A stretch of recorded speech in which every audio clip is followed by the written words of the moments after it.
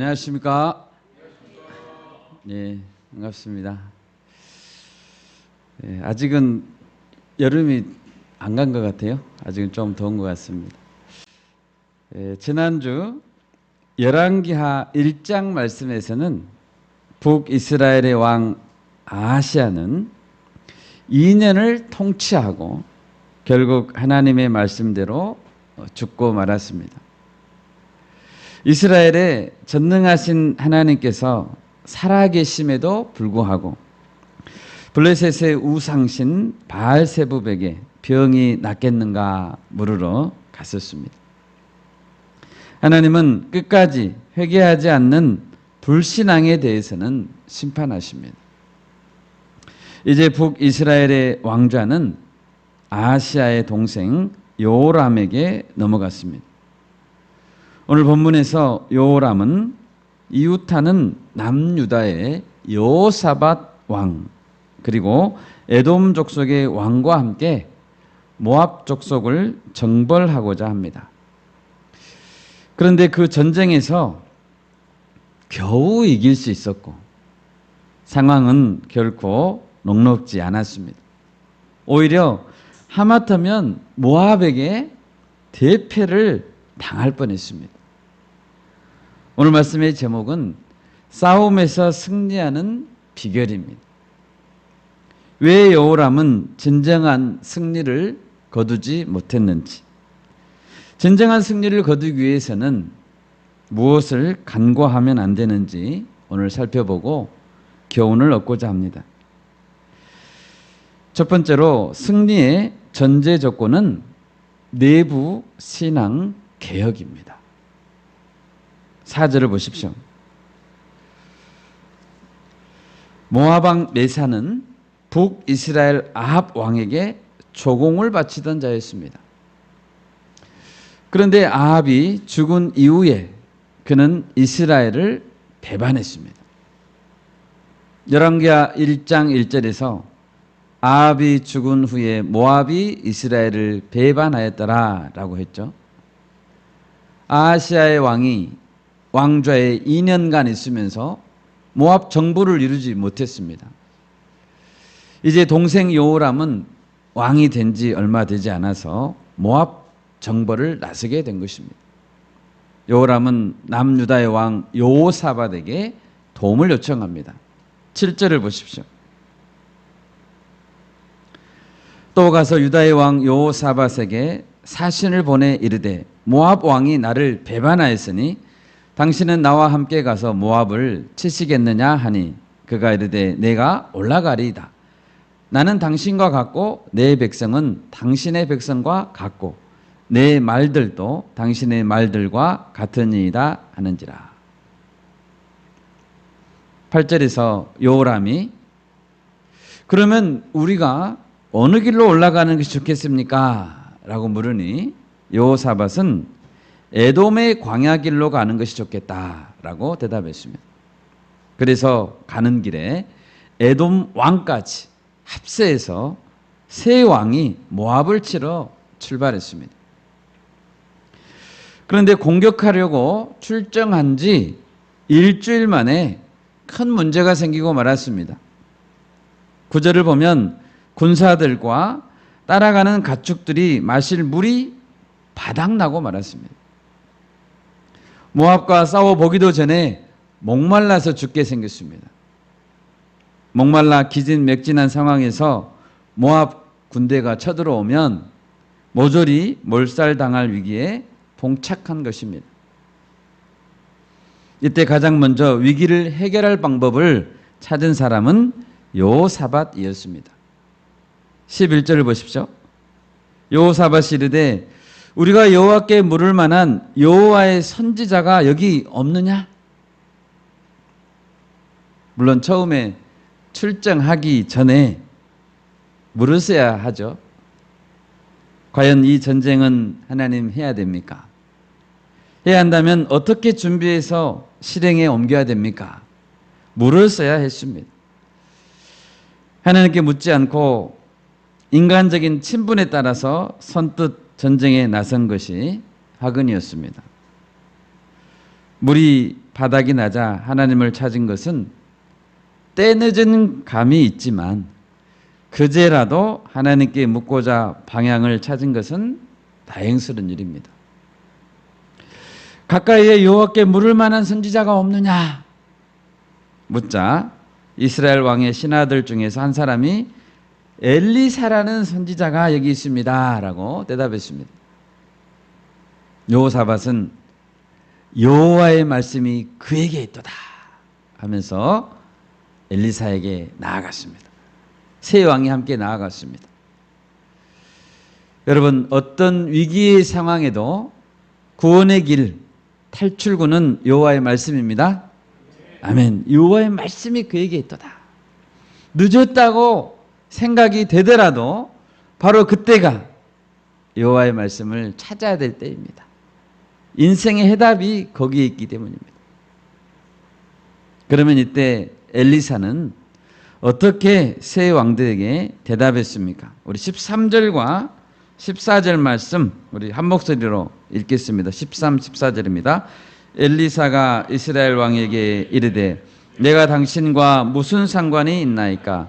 당신의 부친의 선지자들과 당신의 모친의 선지자들에게로 가소서 하니 이스라엘 왕이 그에게 이르되 그렇지 아니하니이다.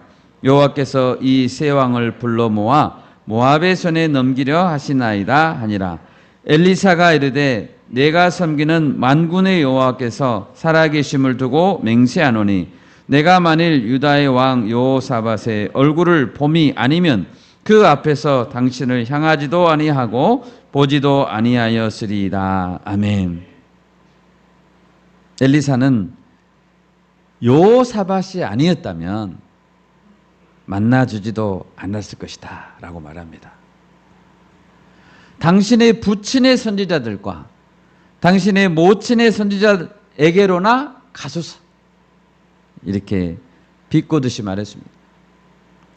왜 엘리사는 여호람 왕에게 이렇게 매몰차게 말했을까요? 여호람은 이것을 보면 평소에는 엘리사를 찾지 않았습니다. 평소에는 찾지 않다가 위기에 봉착하니 찾아왔다는 것을 알 수 있습니다. 또한 여호람의 부모들, 다시 말하면 아합과 이세벨이 애지중지했던 우상의 선지자들이 아직도 버젓이 이스라엘 백성들 사이에서 활동하고 있다는 것을 알 수 있습니다. 여호람의 부모는 어떤 자들이었습니까? 아합 왕 시대는 이스라엘이 군사, 경제, 외교적으로 나름 강성한 나라였습니다. 그렇지만 영적으로는 완전히 무너진 시대였습니다. 바알과 아세라를 섬기며 온 나라의 하나님의 선지자들을 죽이고자 했던 악랄한 자들이 아합과 이세벨입니다. 여러분, 어떤 나라가 강한 나라입니까? 경제, 군사적으로 강한 나라가 아니라 하나님을 잘 섬기는 나라입니다. 아멘. 그런 나라가 강한 나라입니다. 여호람은 아버지 아합과 형 아하시아가 바알신을 섬기다가 비참하게 죽는 것을 똑똑히 보았죠. 그렇기 때문에 바알 신앙을 개혁하고자 했습니다. 여호람도 개혁하고자 했어요. 열왕기하 3장 2절입니다. 그가 여호와 보시기에 악을 행하였으나 그의 부모와 같이 하지는 아니하였으니 이는 그가 그의 아버지가 만든 바알의 주상을 없이 하였습니다. 바알의 주상을 없이 한 건 잘한 것이죠. 그렇지만 여호람은 결국에는 개혁에 성공하지 못했습니다. 열왕기하 3장 3절입니다. 그러나 그가 느바세 아들 여로보암이 이스라엘에게 범하게 한 그 죄를 따라 행하고 떠나지 아니하였더라. 북이스라엘 초기에 여로보암 왕이 세웠었던 금송아지 우상 숭배를 버리지 않았다는 것입니다. 불완전한 개혁은 개혁이 아닙니다. 개혁에는 반드시 대가를 지불해야 됩니다. 반대하는 자들이 당연히 있겠죠. 있더라도 이겨내야 됩니다. 히브리서 12장 4절 말씀처럼 죄와 싸우기 위해서는 피 흘리기까지 대항해야 됩니다. 요람의 아버지 아합은 죽었지만 아직 어머니 이세벨은 죽지 않았거든요. 여전히 우상을 섬기는 어머니입니다. 어머니가 우상을 섬긴다면 어떻게 해야 됩니까? 다 같이 역대하 15장 16절을 찾아보겠습니다.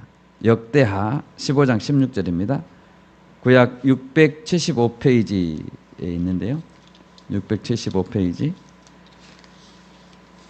역대하 15장 16, 17절 같이 한 목소리로 읽겠습니다.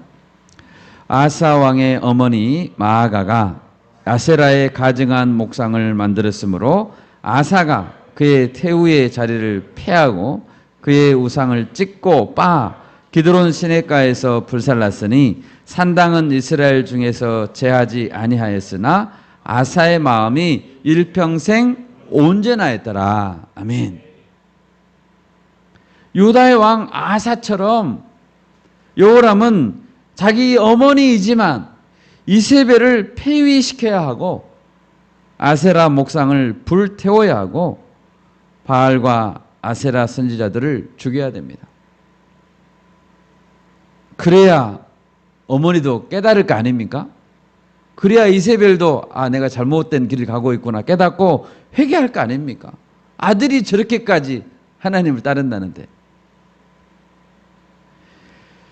여러분, 개혁에 성공해야 하나님께서 은혜를 베푸십니다. 아멘.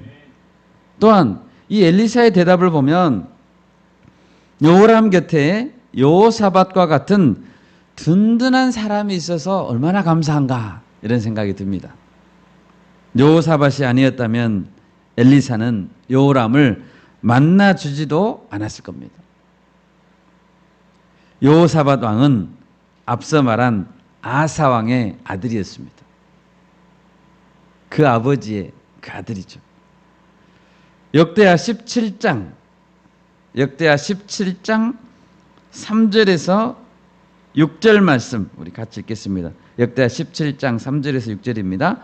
여호와께서 여호사밧과 함께 하셨으니 이는 그가 그의 조상 다윗의 처음 길로 행하여 바알들에게 구하지 아니하고 오직 그의 아버지의 하나님께 구하며 그의 계명을 행하고 이스라엘의 행위를 따르지 아니하였습니다. 그러므로 여호와께서 나라를 그의 손에서 견고하게 하심에 유다 무리가 여호사밧에게 예물을 드렸으므로 그가 부귀와 영광을 크게 떨쳤더라. 그가 전심으로 여호와의 길을 걸어 산당들과 아세라 목상들도 유다에서 제거하였더라. 아멘. 아버지는 산당까지는 제거를 못했는데 아들은 여호사밧은 산당까지도 다 제거했습니다.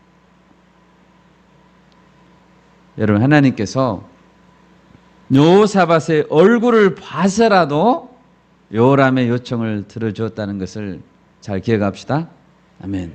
우리는 여호사밧과 같은 철저한 개혁의 사람들이 되어야 됩니다. 이를 볼 때 하나님은 얼마나 바른 신앙의 모습, 바른 개혁을 좋아하십니까? 또한 엘리사의 대답에서 알 수 있는 것은 엘리사 한 사람의 선한 영향력이 얼마나 큰 것인가를 알 수 있습니다. 한 사람이 바른 신앙으로 바르게 섰을 때 나라가 살고, 그러죠? 나라가 살게 됐잖아요. 엘리사의 그 조언 때문에 나라가 살고 수많은 목숨이 구원을 얻게 됨을 알 수 있습니다. 엘리사는 엘리야의 제자였습니다. 엘리야는 불병거를 타고 하늘로 올라갔습니다. 엘리야는 하나님께서 죽음을 맛보게 하지 않을 만큼 아끼고 사랑했던 선지자입니다. 엘리야가 엘리사에게 질문했었죠. 무엇을 구하겠느냐?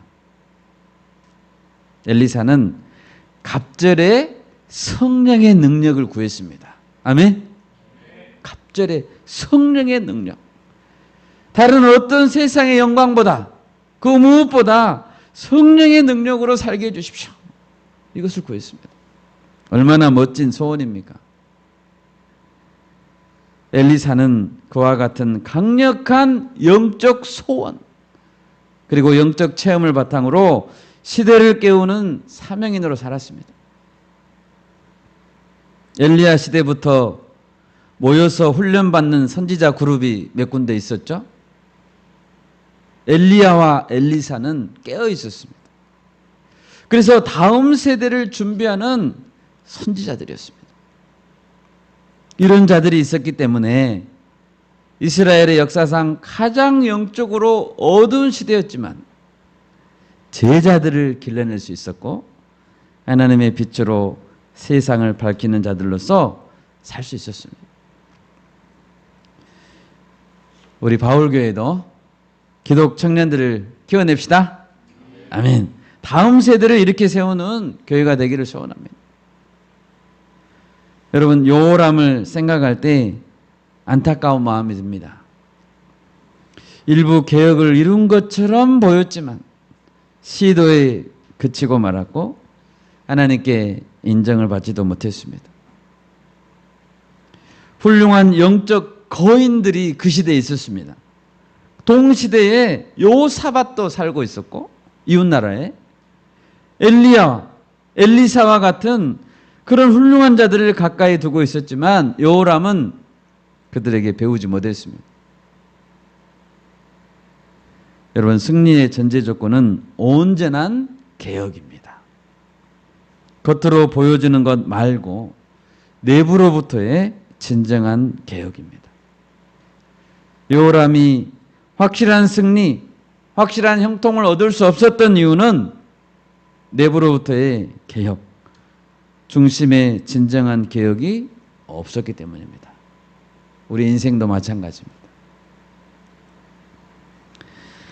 두 번째 승리의 조건은 말씀에 대한 절대 순종입니다. 본문 15절입니다. 악기를 연주하면서 찬양할 때 여호와의 손이 엘리사 위에 있게 되었습니다.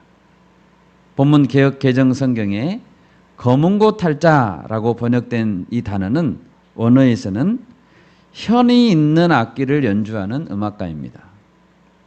검은고 탈자를 NIV에서는 수금을 연주하는 자, 하피스트라고 번역했습니다. 사무엘상에 보면 다윗이 수금을 연주할 때 사울이 낫게 되고 악령이 떠났다고 기록되어 있기도 합니다. 엘리사는 성령에 충만하여 하나님의 말씀을 전했습니다. 본문 16, 17절입니다. 우리 같이 한 목소리로 읽겠습니다. 그가 이르되 여호와의 말씀이 이 골짜기에 개천을 많이 파라 하셨나이다. 여호와께서 이르시기를 너희가 바람도 보지 못하고 비도 보지 못하되 이 골짜기에 물이 가득하여 너희와 너희 가축과 짐승이 마시리라 하셨나이다. 아멘. 하나님께서 내리신 승리의 전략은 무엇입니까? 골짜기에 개천을 많이 팔아. 갑자기 땅을 파라고? 여기 어떤 의미가 있을까요? 개천을 많이 파라는 것은 물 웅덩이 같은 웅덩이를 많이 파라는 것입니다. 마실 물은 지금 떨어져 가고 있습니다. 거의 바닥났습니다. 목말라 죽겠는데 골짜기 가득 웅덩이를 여러 개 파라고 하십니다. 여러분, 땅 파는 것이 얼마나 힘듭니까? 우리 형제들이 군대에서 땅을 많이 파봤을 것 같아요. 땅을 열심히 파면 다시 묻어나갑니다. 적군에게 쏠 화살을 많이 만들어라는 것도 아니고 칼을 구해와라는 것도 아니고 메마른 골짜기에 땀 흘려서 웅덩이를 파라고 합니다. 손도 아프고 어깨도 아프고 허리도 아프고 힘만 빠지고 쓸데없는 짓 같습니다. 그러나 순종해야 됩니다. 더군다나 바람도 불지 않습니다. 비를 담은 먹구름이 한 점도 보이지 않습니다. 비가 올 만한 전조가 전혀 없습니다. 그런데 물을 주시겠다고 땅을 파라고 하십니다. 여러분 파십시오. 그래도 파야 됩니다. 전조가 없어도 파야 됩니다. 그것이 믿음입니다. 여러분 하나님도 다 상황을 아십니다. 전조가 없다는 것도 아십니다. 그래도 하나님 약속하십니다. 너희가 바람도 보지 못하고 비도 보지 못하되 이 골짜기에 물이 가득하리라.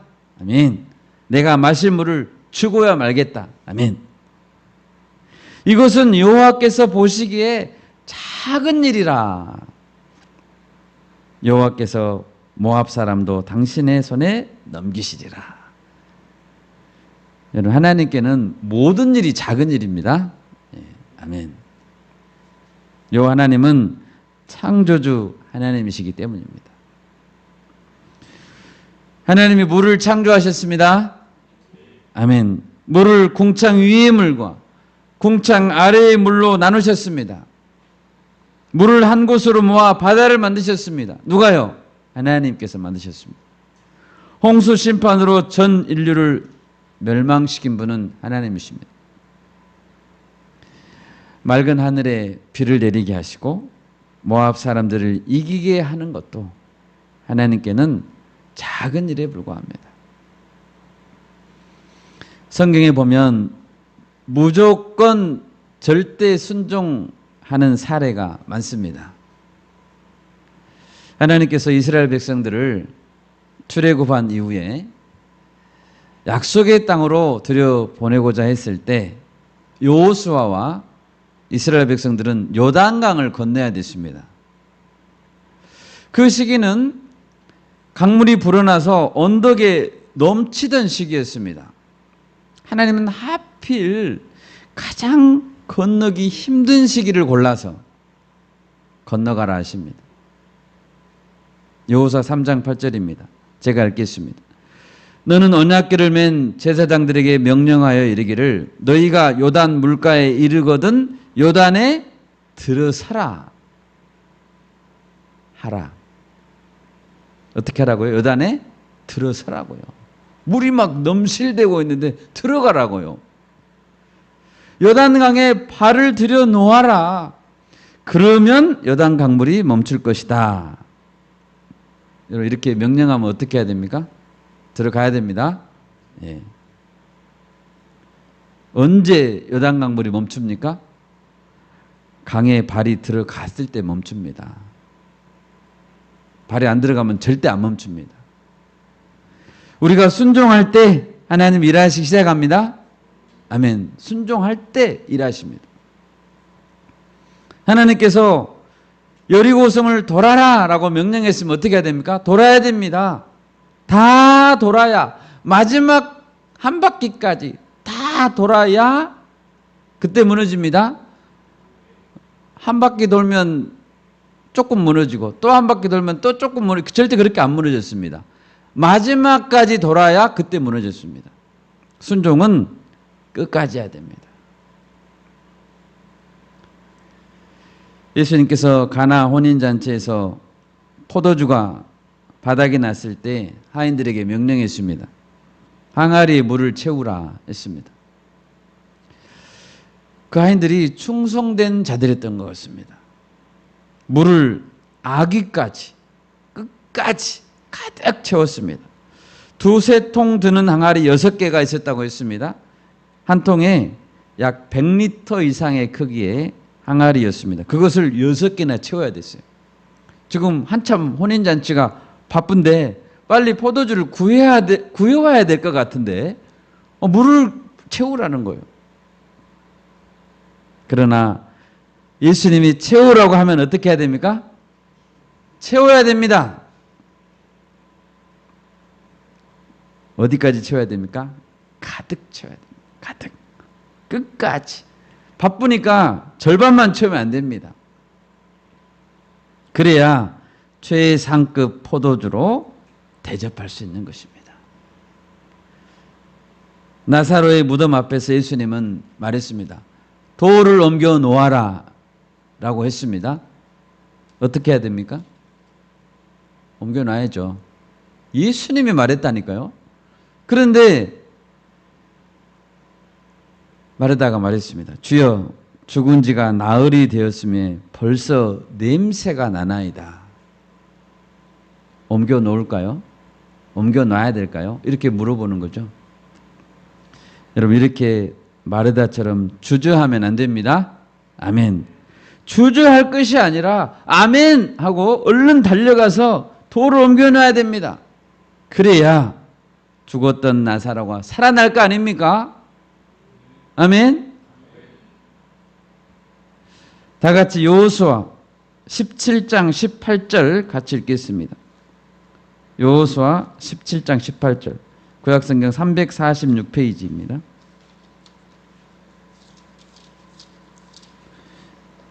여호수아 17장 18절 우리 같이 읽겠습니다. 그 산지도 네 것이 되리니 비록 삼림이라도 네가 개척하라. 그 끝까지 네 것이 되리라. 가나안 족속이 비록 철병거를 가졌고 강할지라도 네가 능히 그를 쫓아내리라 하셨더라. 아멘. 삼림이라도 뭐 하라고요? 개척하라고요. 삼림 빽빽한 숲이라는 의미죠. 그렇게 할 때, 개척하려고 도전할 때 네 것이 될 것이다 라고 선물로 하나님이 주신다고 했습니다. 비록 그 가나안 족속이 철병거를 가졌어요. 철병거. 하나님도 잘 아십니다. 그들은 강한 요새도 가지고 있습니다. 하나님 너무도 잘 아십니다. 그래도 그들이 철병거를 가졌고 강할지라도 능히 쫓아낼 수 있다고 하십니다. 여러분, 하나님이 우리에게 전쟁하라고 하십니다. 하나님의 백성이 전쟁에서 그리고 인생의 전쟁 가운데 승리하려면 어떻게 해야 됩니까? 절대 순종해야 됩니다. 세상의 모든 전쟁은 무엇에 달렸습니까? 세상 사람들은 군사의 숫자, 병거와 마병과 무기에 많고 적음에 달려있다고 말합니다. 최신식, 최신 경향의 무기가 이긴다고 말합니다. 본문 19절에도 보면 모압의 성읍들은 견고한 성읍들이었습니다. 아름다운 성읍들이었습니다. 나무들은 모두 좋은 나무들이었고 샘들도 많았고 좋은 밭도 많았습니다. 그러나 모압의 풍부한 자원과 모든 좋은 조건들은 승리의 조건이 되지 못했습니다. 그들에게는 하나님이 없었습니다. 여러분, 전쟁의 달인은 예수님이십니다. 아멘. 오늘과 2주 후에 주일에 우리 공동체가 광주권 캠퍼스로 나아갑니다. 예수님과 함께 나아갑니다. 아멘. 광주 전남 캠퍼스는 영적인 전쟁터입니다. 여러분, 전쟁터예요.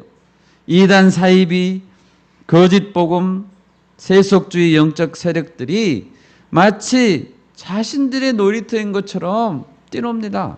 자기 땅이라고 합니다. 언제부터 자기 땅이었는데요? 그 땅의 주인은 예수님이십니다. 그 땅은 거룩한 땅입니다. 모든 땅은 예수님이 주인이십니다. 예수님 우리의 왕이십니다. 우리가 그 땅으로 나아가 기도를 심읍시다.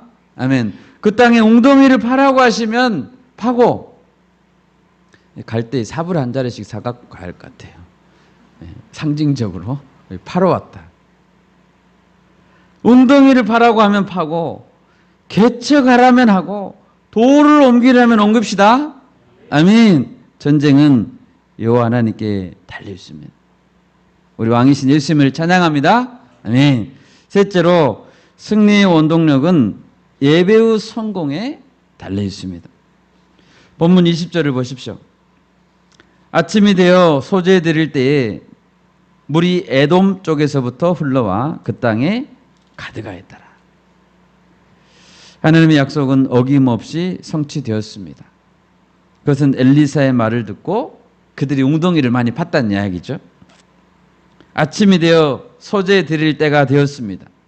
바로 그 시각에 물이 에돔 쪽에서부터 흘러 들어와 웅덩이에 가득 고이게 됐습니다. 언제요? 아침 소제를 드릴 그때, 바로 예배할 때 하나님은 그들에게 구원의 은혜를 베푸셨습니다. 소제라는 제사는 곡물로 드리는 제사입니다. 그런데 소제라는 것에 해당되는 단어는 소제라고도 번역될 수 있고 하나님께 드리는 모든 제사에도 적용될 수 있는 단어입니다. 전쟁터에 나온 이스라엘 백성들은 아직 비가 내리지도 않았고 그 전날 열심히 땅만 팠잖아요. 자야 됐습니다. 잤습니다. 비가 한 방울 안 내립니다. 아직 비가 내리지도 않았고 목마름이 해결된 것도 아니지만 제사를 드리는 시간이 되자 제사를 드렸습니다. 비록 전쟁에 나와서 전세가 불리한 상황이었지만 예배를 드리는 시간에 하나님께 감사기도 드리고 말씀을 묵상하는 시간을 가졌습니다. 출애굽 이후에 하나님의 제사장들은 율법에 따라서 매일 하루에 2번씩 상번제를 드렸습니다. 아침 9시와 오후 3시에 어린 양으로 번제를 드리고 또 소제를 드렸습니다. 그러니까 아침 소제를 드릴 때라는 것은 아침 9시경이었다는 뜻이죠. 우리는 하나님께서 이 시대의 왕같은 제사장으로 불렀습니다. 우리도 제사장입니다. 우리도 상번제를 드려야죠. 그러면 동시에 우리는 영적 전쟁 중인 영적 군사들입니다. 제사장으로서 영적 군사로서 우리가 승리하는 비결은 정상적인 예배의 삶에 있습니다. 제사장에게 예배는 하루에 2번, 1년 365일 매일 하루도 빠짐없이 드려야 하는 의무였습니다. 전쟁 중이었습니까? 그래도 예배해야 됩니다. 과제가 아주 많습니까? 그래도 예배해야 됩니다. 예배는 하나님의 백성의 삶 자체입니다. 예배를 통해 하나님과 긴밀하게 만나는 것은 밥 먹는 것, 숨 쉬는 것만큼 중요합니다. 우리는 어디에 있든지 어떤 상황이든지 매일 예배해야 됩니다. 아멘. 우리 교회는 해외 선교를 갈 때마다 수련회를 할 때마다 매일 아침에 하는 것이 있습니다. 뭡니까? 아침 조별 큐티입니다. 말씀을 읽고 기도하고 느낀 점을 나누는 것은 매일 하루도 걸을 수 없는 밥 먹기, 숨쉬기와 똑같습니다. 예수님은 새벽 미명마다 한적한 곳에서 하나님과 영적 교제를 나누셨습니다. 그 전날 아무리 바빠도 밤늦게까지 병자들을 치료했음에도 불구하고 다음날 새벽 미명에 한적한 곳에서 기도하셨다고 했습니다. 다니엘은 바벨론에서 어디에서요? 바벨론에서 하루 3번씩 기도했습니다. 그것이 그의 삶이었습니다. 사도행전에 보면 베드로와 요한은 함께 제9시 기도에 성전에 올라갔다고 했습니다. 제9시 기도 시간 오후 3시입니다. 여러분 오후 3시에 기도하러 올라가는 게 쉬울 것 같습니까? 오후 3시면 한참 뭘 해야 될 중간입니다. 중간. 고넬료도 제9시 기도 시간에 기도할 때 환상을 보았다고 했습니다. 고넬료는 군인입니다. 오후 3시에 기도했다는 거예요. 베드로가 보자기에 쌓인 그 짐승들, 그 환상을 볼 때 제6시 기도 시간이었습니다. 정오 12시입니다. 이런 것들을 볼 때 신실한 사도들, 신실한 성도들은 하루 3번씩 기도했습니다. 아침 9시, 정오 12시, 오후 3시에 기도했습니다. 여러분, 예배는 하나님과 관계를 세우는 통로입니다. 예배를 통해 하나님께서는 영광을 받으십니다. 아멘. 사람이 창조주 하나님께 드릴 수 있는 최고의 것은 예배입니다. 여러분이 무엇을 하나님께 드릴 수 있겠어요? 우리를 창조하신 목적은 바로 예배입니다. 이사야 43장 21절 말씀 제가 읽겠습니다. 이 백성은 내가 나를 위하여 지었나니 나를 찬송하게 하려 함이니라. 아멘. 전 세대를 통해 하나님이 찾으시는 한 사람은 바른 예배자입니다. 예배를 통해 하나님과 우리 사이에 바른 질서가 세워지는 것이고, 바른 질서 가운데 우리의 생명이 유지될 수 있는 것입니다. 하나님이 왜 그토록 우상 숭배를 싫어하십니까?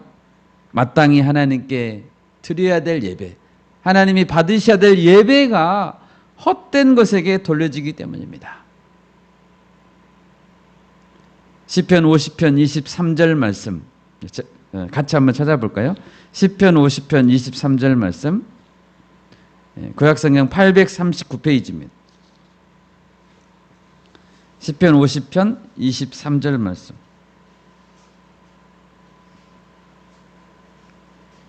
같이 읽겠습니다. 감사로 제사를 드리는 자가 나를 영화롭게 하나니 그의 행위를 옳게 하는 자에게 내가 하나님의 구원을 보이리라. 아멘. 감사로 제사를 드리는 자가 나를 영화롭게 하나니 그의 행위를 옳게 하는 자에게 내가 하나님의 구원을 보이리라. 여호람과 여호사밧과 에돔 왕이 적진한 가운데서 위기를 맞았습니다. 그때 그들은 비록 늦었지만 감사로 제사를 드렸습니다. 하나님은 그들의 예배를 통해 영광을 받으시고 하나님의 구원을 베풀어 주셨던 것입니다. 21절 이하를 보십시오. 모압 사람들은 아침에 일어나 보니 해가 물에 비침으로 맞은편 이스라엘 진영의 물이 모두 핏물로 보였습니다. 세 왕들이 서로 싸워 죽인 것이다 라고 오판하고 이제 노략하러 가자라고 방심하고 들어왔습니다. 준비하고 있던 이스라엘 사람들은 일어나서 모압 사람들을 쳐서 도망하게 했습니다. 이때 모압 왕이 전세가 불리하자 무슨 짓을 했습니까? 본문 27절입니다. 이에 자기 왕 위를 이어 왕이 될 마다들을 데려와 성 위에서 번제를 드린지라. 이스라엘에게 크게 경노함이 임함에 그들이 떠나 각기 고국으로 돌아갔더라. 모압 왕 메사는 자기 맏아들, 차기 왕이 될 아들을 번제로 태워서 그모스 신에게 바쳤습니다. 못 볼 것을 본 거죠. 이스라엘 백성들이. 못 볼 것을 본 이스라엘 백성들은 통분히 여기고 더 이상 싸움을 그만둬서 질려버렸습니다. 뭐 저런 사람이 다 있지? 질려서 너무 슬프고 그래서 돌아갈 수밖에 없었습니다. 여러분, 싸움은 제정신이 아닌 자, 인간이 아닌 자와는 싸울 수 없어요. 제정신이 아니잖아요. 싸울 필요 없죠. 여러분, 얼마나 이 모압 왕 메사야가 행한 행동이 극악무도한 행동입니까? 결코 인간이 할 수 없는 짓입니다. 자기 아들을 태워 죽여서 싸움을 이긴다면 그 승리는 승리가 맞습니까? 무엇을 위한 승리입니까? 이겨도 진 것입니다. 결국 인간이 거둘 수 있는 승리는 누군가를 희생시켜서 죄 없는 누군가를 죽여서 쟁취한 가짜 승리인 것입니다. 여러분, 인간이 얻을 수 있는 승리는 가짜 승리예요. 하나님을 떠나 우상을 섬기는 인간들이 마지막에 보여주는 것은 비인간적인 행동밖에는 없습니다. 인간이 하나님을 떠나면 비인간이 됩니다. 스스로 인간 되기를 포기하는 것이 하나님을 떠난 자들의 결말입니다. 모압 왕 메사와 같은 자들을 볼 때 우리는 하나님과의 바른 관계, 바른 예배가 얼마나 중요한지 더욱 깨닫게 되는 것입니다. 이제 말씀을 맺겠습니다. 우리 모두는 영적 싸움 중에 있습니다. 오늘 본문을 볼 때 싸움에 있어서 승리의 비결은 무엇입니까? 내부로부터의 철저한 개혁. 한마디 말씀에 절대 순종하는 것. 그리고 예배를 통해 정상적인 예배를 통해 하나님께 영광을 돌리는 매일의 삶입니다. 이번 한 주간도 정상적으로 예배합시다. 아멘. 명절이 다가오는데 명절 때에도 큐티해야 됩니다. 주님이 주신 매일의 삶 속에서 이 말씀을 기억하면서 승리하시길 주님의 이름으로 축원합니다. 아멘.